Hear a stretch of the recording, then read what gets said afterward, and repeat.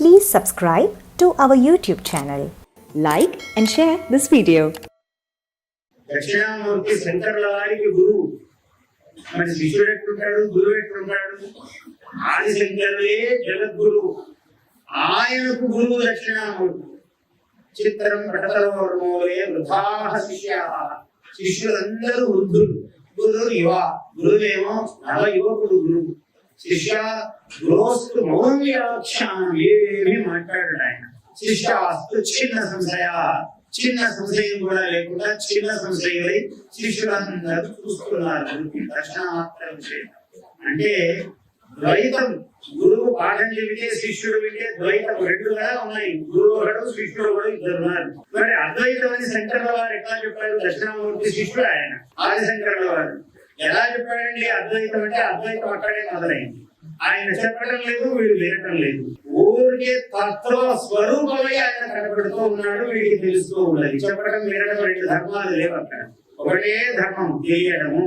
అందులోనే తెలుస్తూ ఉన్నది, అంతా తెలియబడుతూ ఉన్నది. అందులో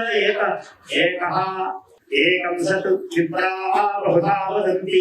ఏకం సత్ అక్కడ ఒకటే ఉన్నది. సత్ సత్ పదార్థం ఒకటే. విప్రాః బహుధా వదంతి, అనేక విధములుగా జ్ఞానులు చెప్తూ ఉన్నారు లోకంలో. ఒక ఆయన విష్ణు అన్నాడు, ఒక ఆయన బ్రహ్మ అన్నాడు, లేదండి శివుడు అన్నాడు, లేదండి అమ్మవారు అన్నాడు, అన్ని కాదండి గణపతి మూలము అన్నాడు. ఎవరు ఏది చెప్పినా అది సత్యమే. ఉన్న ఒక సత్పదార్థమును జ్ఞానులు అనేక విధములుగా అభివర్ణించారు. నేహనాస్తి కించన. మళ్ళీ ఇంకోటి కూడా చెప్పాడు, ఇందులో నానాత్వము లేదు, అనేకత్వము లేదు, ఉన్నది ఒకటే అని పలు విధాలుగా చెప్పాడు వేదంలో. నా ఇహ నానా అస్తి కించన, కొంచెం కూడా ఇక్కడ ఎన్నో విధములన్న మాటే లేదు, ఒకే ఒకటి ఉన్నది అని చెప్తున్నాడు.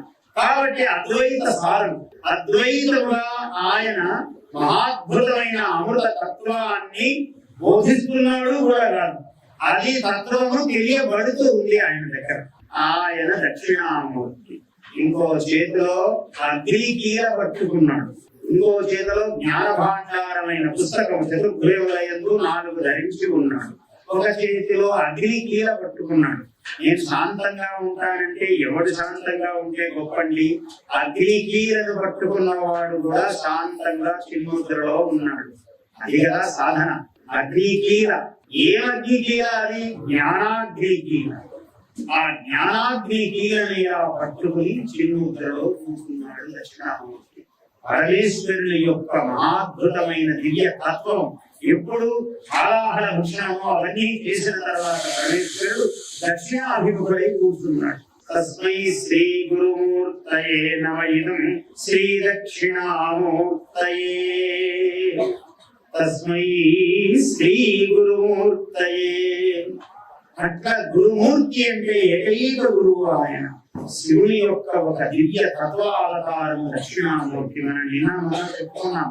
ఆయన క్రోధావతారం, వీరభద్రుడు, మన్యువు, ఇలాంటి కాలభైరవుడు అందరూ ఆయన స్వరూపములే. దానిలో పరాకాష్ఠ స్వరూపం, పరాస్వరూపం ఏమిటంటే దక్షిణామూర్తి స్వరూపం. దక్షిణామూర్తి జ్ఞాన గమ్యుడు. అందుకని దక్షిణామూర్తి ఎందుకు నిరంతరము సేవించాలి? చూస్తూ కూర్చుంటే తపస్సు. ఏమిటయ్యా ఆయన్ని చూస్తూ ఉంటుంది అంటే, శాంతం గలవాడిని చూస్తే నీకు తెలియకుండా నువ్వు శాంతం అయిపోతుంది. ఎవరైనా నవ్వుతూ హాయిగా ప్రసన్నంగా ఉన్నారనుకోండి, ఆయన చూసేటప్పటికి మనకు కూడా ఎక్కడ లేని ప్రశాంతత, ఆనందము ప్రసరిస్తుంది కిరణముల ద్వారా. మామూలు వాళ్ళకి అట్లుంటే దక్షిణామూర్తిని చూస్తే ఇంకేముంది? ఆయన దివ్య శక్తి, తపస్సు అలా ప్రసారితం అవుతుంది. ఆయన కరుణా కటాక్షములు ప్రసారితంలో ఉంటాయి. అందువల్ల ప్రశాంతంగా ఏం కోరుతాడు మానవుడు? శాంతి పుష్టి సృష్టి శాస్తు అంత మంత్రం చెప్పాడు. ఓం శాంతి శాంతి శాంతి అని అర్థం. ఎవరైనా అనవలసిందే 3 సార్లు శాంతి. ఆధ్యాత్మిక, ఆది దైవిక, ఆది భౌతిక శాంతి. ఆది భౌతిక శాంతి. ముందు భౌతికంగా శాంతిగా ఉండాలి. ఏ రోగాలు, ఏవి నొప్పులు, ఇవి అవి లేకుండా ఆరోగ్యంగా హాయిగా ఉండాలి. ఆది భౌతికం. అది అంటే అధిష్టానం, దాన్ని ఎక్కి కూర్చోవడం. శరీరాన్ని ఎక్కి కూర్చున్నది.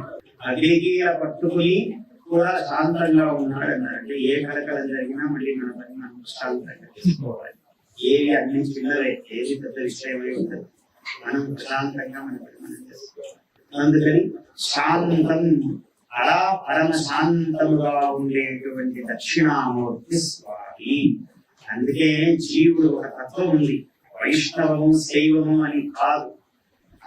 ఇవన్నీ అద్భుతమైన విశేషాలు లోకంలో మహాత్ములు ప్రసాదం చేశారు, జ్ఞాన ప్రసాదం చేశారు. ఆది గురువు దక్షిణామూర్తి. అన్నిటికీ కూడా తర్వాతి కాలంలో దత్తాత్రేయుడు, మొట్టమొదట కైలాస స్వరూపం దక్షిణామూర్తి, భూలోక స్వరూపం దత్తాత్రేయుడు. అందువల్ల కైలాసంలో ఉన్న స్వరూపం అన్నిటికీ మూలం శాంతము. అది పెరిగింది లేదు, తరిగింది లేదు. ఆయన కన్నా కింద ఎవరు లేరు, ఆయన కన్నా పైన ఎవరు లేరు. అది శాంతమూర్తి అయిన దక్షిణామూర్తి తత్వం. నా అవాప్యం అనవాప్తవ్యం అన్నాడు. పొందదగినది అవాప్తవ్యం, నానవాప్తవ్యం అంటే పొందవలసినది లేదు, పొందనిది లేదు. అది పూర్ణతత్వం. అంటే ఇది వరకు ఇది పొందలేదు అన్నది లేదు, అన్నీ పొందాడు. ఇంకా పొందవలసినది ఒకటి ఉన్నది అన్నది ఏమున్నది? అందువల్ల సంపూర్ణమైనటువంటి తత్వం. Please subscribe to our YouTube channel. Like and share this video.